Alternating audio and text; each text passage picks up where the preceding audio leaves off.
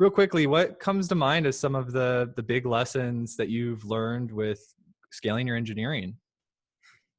There's quite a few. Um, That's good. Yeah.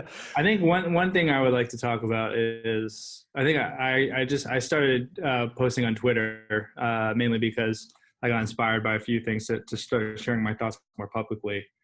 Please One do. topic I want to talk about is, which I posted a little bit about on Twitter, is I've gotten to see over the past 5 years how people either really accelerate their career growth in a chaotic environment like a high growth startup, or they don't. Um, and one of the biggest things I've seen is the people who are just willing to throw themselves. It kind of goes back to my own scaling experiences, and a lot of the reasons and motivations why engineers or people in general want to join startups is because they want to learn a lot. And so what I try to tell people is if you want to do that for yourself and you want to expedite your career growth, you have to join places where there's a lot of things going on and they're actually experiencing growth. I think people sometimes mistake, startup with career growth, because there are some opportunities out there that are really awesome if you want to have a high ownership over the product, or you want to have a really tight knit community with your team, and that's a totally great motivation.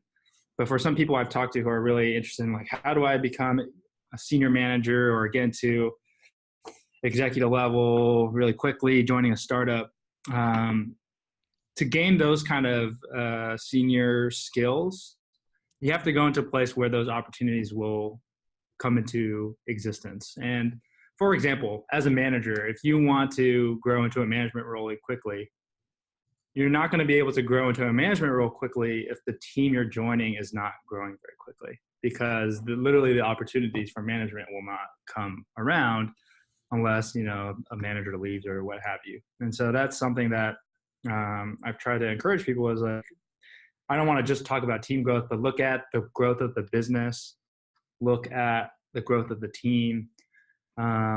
Evaluations can be deceiving at times, but sometimes that's all the information you have. But it's not really about the valuation. It's really about how the business is growing and how the team is growing.